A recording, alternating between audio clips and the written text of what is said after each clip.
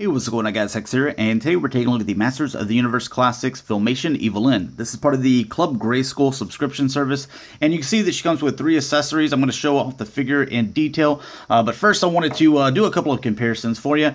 So if we bring in another female, the only other one that I have, this is the Teela that came with the Wind Raider, so also kind of referred to as the Duck Lips Teela.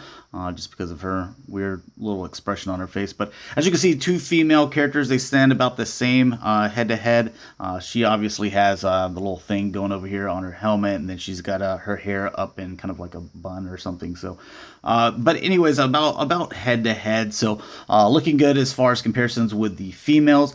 Bringing in some of the other villains of the Filmation series, or this Club Grayskull. Let me back it up a little bit.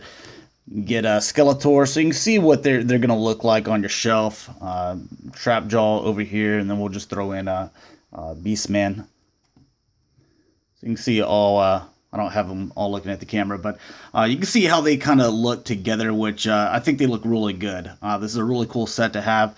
I'm glad I picked it up. I plan on picking up the Ultimate line whenever that goes to Super 7, just because I just started collecting these Masters of the Universe Classics, and I think they're really good figures.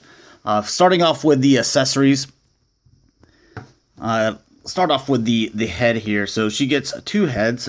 This is the one that does not have the helmet, so you can see that white hair. And that the skin tone, it's that like albino looking skin, like it's like kind of a yellowish tint to it. So it's not just white, it has a little bit of yellow, but that's kind of what we saw in the, I remember the vintage figures by Mattel, and then also in the cartoon by Filmation as well. But you can see the lips, you got that nice ruby red on there. Eyebrows, you know, it's just that thin black line. The eyes look pretty good. You can see the white on the inside on each side of the eye, and then the black eyeliner going across. So I think that looks pretty good. The white hair looks nice. I don't see it like bleeding onto the face anywhere. So everything on this face looks pretty good. Then going on to the other accessory, I'm just going to call this a rock crystal. I forget the specific name for it. I know there is one, but I'm not bothering to look it up. So because this is basically all it is. Now it does have, you can see 2 holes down here, and then the 2 places for fingers. You can see on her left hand. That's the way this is molded, so that you fit those 2 fingers in there, and this kind of just sits in there so she can hold this accessory with ease, which is pretty cool. And you know, it's not too bad. It looks good. Then I'm just gonna call this her Scepter. Again, I don't know if there's a specific name for it. I'm not really trying to give you a Masters of the Universe history lesson here, just looking at the figure, so you can just determine whether it's something you may want to pick up on the secondary market. But this is like a kind of a marble. It's it looks like a translucent piece, but it's very dark in there. And then you can see that this is just all molded in this purple plastic, so there's no paint on it. It's just all this purple plastic, and it's just glued around this sphere here. So, but it still looks really cool. So, getting on to the figure. I figure we'll go ahead and start off with the face sculpt. So again, you can see all the similarities with the faces here. Looks like you got 2 different versions of the lips. These lips just kind of look plain, normal, to where she's kind of puckering up a little bit. So you kind of see what I'm talking about there. But as far as the eyes go, again, you can see the black eyes, the white on each side of those, the black eyeliner, the kind of penciled in eyebrows. It looked pretty good. I noticed that there's a piece of black paint that got on this cheek here.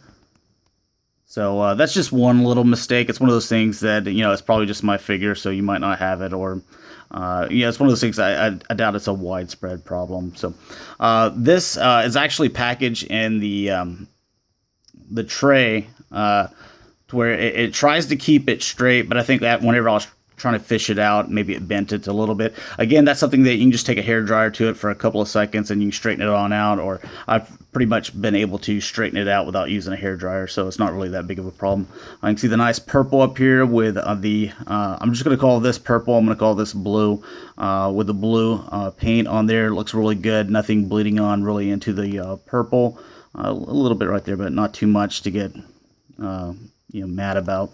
Looks good here. No black bleeding into purple, purple into black, or anything like that. Then you come with this area with the torso. You can see again with the purple looking nice, and then you have this blue paint going around here, the collar, and also the black cape. So everything seems to be where it's supposed to. Nothing's like really, I don't really have a whole lot of paint mishaps, except for that little bit of black on the cheek, which is not really even going to bother me, because once I've set it on a shelf and it's kind of far away, you can't really even see it. So but again, with the paint going throughout here, you can see the more of that blue right there. This is just purple plastic. This is just the blue plastic here, but all this looks really nice. You can see belt goes around here. You can see some more blue paint. So, with the kind of underoos here, so that you can move this leg, you can see that this is that soft rubbery plastic. So whenever you're moving that leg, you can see that it's not going to hinder that, so it comes forward. So it's pretty standard with these figures. All right, and onto the articulation. She has 2 ball joints, so one in the head, one in the neck, and then there's a longer piece of plastic that's connecting the 2 ball joints, so you're going to get a lot of movement here in the head. She can rotate that however you need to, look to the side, up and down. Then with the shoulders, these go all the way up, and they can rotate here. You have a cut here right where the band is, so you're going to have that bicep swivel, you're going to have that elbow bend, and you can rotate here at the wrist, go left to right. This one goes left to right as well. You get the same articulation. You have a rotation here at the waist, and again, you can bend these legs back and forth however you need, in and out. You can also you just go back and forth. Not really any thigh cut. I thought it was doing it a little while ago, but you do have it right here at the boot. So maybe that's what I was thinking of. You have it down here. You can bend almost 90 degrees at the knee, and then the foot goes back and forth, and it also rotates on that joint as well. Now I saw whenever I have her legs all the way pushed back as far as they can go, and if the knees are straight, it's hard to balance her. You see what I'm talking about? So you kind of have to have the legs all the way back, bend a little bit at the knee. So she's always going to have her knees bent just a little, so you can have her standing straight up. So it's just something that I kind of discovered when I was messing with her. But anyways, that's a little quick look at Evil-Lyn. I like the accessories that definitely that come with her. But thanks a lot for watching, guys. Hopefully you enjoyed, and I'll talk to you later. Peace.